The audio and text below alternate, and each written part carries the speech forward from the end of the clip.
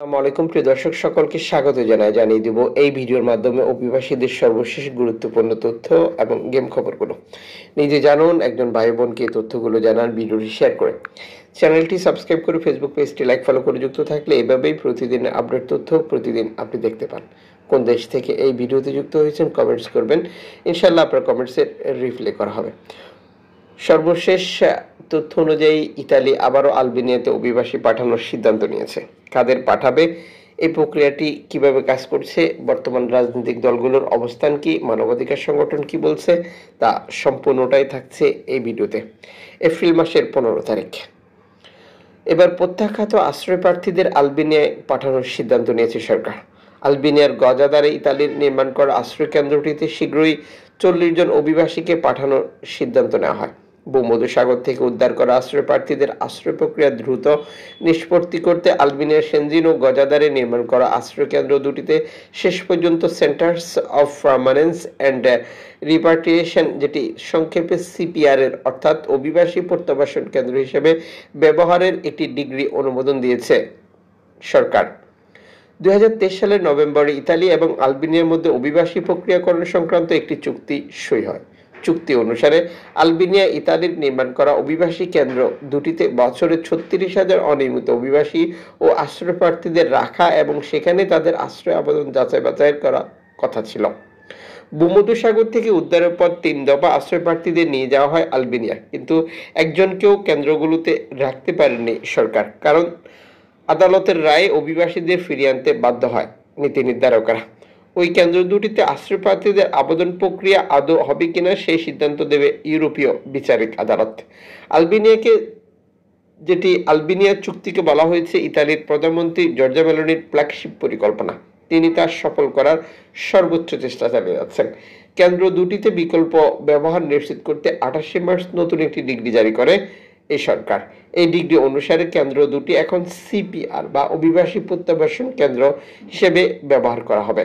ইতালিতে যাদের আশ্রয় আবেদন প্রত্যাখ্যাত হয়েছে, আপিলের সুযোগ শেষ হয়েছে এবং যাদের ইতালি ছেড়ে যাওয়ার নির্দেশনা জারি হয়েছে, এমন সব ব্যক্তিদের নিজের দেশে ফেরত পাঠানোর আগে এই কেন্দ্র দুটিতে রাখবে ইতালি। এই সকল অভিবাসীদের অভিবাসী প্রত্যাবাসন কেন্দ্রে রাখতে আদালতেরও অনুমতি রয়েছে বলে ব্যাখ্যা করা হয়েছে।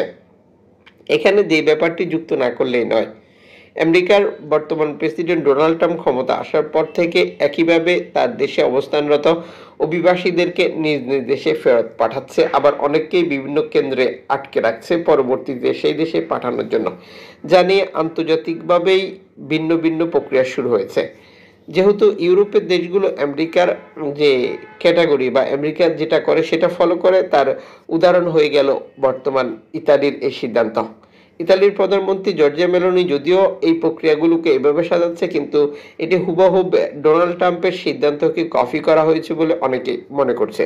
যদিও ডোনাল্ড ট্রাম্পের সকল সিদ্ধান্ত নিয়ে আন্তর্জাতিকভাবে বিরূপ প্রতিক্রিয়া, যেটি আপনারা এরই মধ্যে দেখতে পাচ্ছেন, সকল ক্ষেত্রেই তার বেশি বেশি বাড়াবাড়ির ব্যাপারগুলো দেশে বিদেশে খোদ আমেরিকাতেই সমালোচনা নানাভাবে বিতর্কের মুখে পড়েছে। এদিকে অতি ডানপন্থী প্রধানমন্ত্রী জর্জিয়া মেলোনি সরকার আশা করছে এবার ইতালির বিচারকদের হস্তক্ষেপ ছাড়াই আলবেনিয়ায় নির্মিত অবকাঠামোগুলোতে অভিবাসী পাঠানো সম্ভব হবে। বর্তমান গজাদারে কেন্দ্রটিতে 40 জন অভিবাসী রাখার ব্যবস্থা রয়েছে, সেটিকে 144 উন্নীত করা এখন সরকারের লক্ষ্য, তিনি মতামত প্রকাশ করেন। সাম্প্রতিক সময় আলবেনিয়া নিয়ে যাওয়ার জন্য অভিবাসী নির্বাচন কাজ করছে ইতালির স্বরাষ্ট্রমন্ত্রী মাত্তেও পিয়ান্তোদোসি। তিনি জানিয়েছেন ইতালির দক্ষিণাঞ্চলীয় পুগলিয়া বন্দর থেকে সমুদ্র পথে অভিবাসীদের আলবেনিয়া গজাদারে নেওয়া হবে। ইতালির সরকার বলছে বর্তমান দেশটিতে খুব সংখ্যক সিপিআর বা প্রত্যাবাসন কেন্দ্র রয়েছে, যেটি কম। এই কারণে অভিবাসীদের আদেশ জারি করা প্রত্যাখ্যাত সকল আশ্রয় প্রার্থীকে প্রত্যাবাসন কেন্দ্রে রাখা সরকারের পক্ষে কঠিন হয়ে পড়েছে, যে কারণে আলবেনিয়াতে পাঠানোর সিদ্ধান্ত নেওয়া হয়। ইতালির আইন অনুযায়ী অভিবাসীদের সর্বোচ্চ 18 মাস পর্যন্ত এই ধরনের কেন্দ্রে আটকে রাখা যায়। তবে এই সময়সীমা আলবেনিয়ায় নির্মিত কেন্দ্রগুলোতে পাঠানো অভিবাসীদের ক্ষেত্রে প্রযোজ্য হবে কিনা তা এখনো স্পষ্ট নয়। ইতালি সরকার জানিয়েছে দেশটিতে পর্যাপ্ত অভিবাসী প্রত্যাবাসন কেন্দ্র না থাকায় অভিবাসীদের দেশে ফেরত পাঠানোর আদেশ জারি হয়েছে। তাদের রাখা যাচ্ছে না, এতে ইতালি ছাড়ার নির্দেশ পাওয়া অনেক প্রত্যাখ্যাত আশ্রয়প্রার্থী পালিয়ে যেতে পারেন বা নিখোঁজ হতে পারেন। আশা করা হচ্ছে যে আলবেনিয়ায় নতুন আশ্রয়কেন্দ্রে তাদের হস্তান্তরে এই সমস্যা মোকাবেলা একবারে সহজ করবে। আলবেনিয়া প্রত্যাবাসন কেন্দ্র ঘোষণার আগে প্রত্যাখ্যাত আশ্রয়প্রার্থীদের পালিয়ে যাওয়া বা নিখোঁজ হওয়া ঠেকাতে প্রতিটি অঞ্চলে একটি করে নতুন প্রত্যাবাসন কেন্দ্র তৈরির প্রস্তাব দিয়েছিল রোম। তবে আঞ্চলিক সরকারগুলো এই পরিকল্পনার বিরোধিতা করে।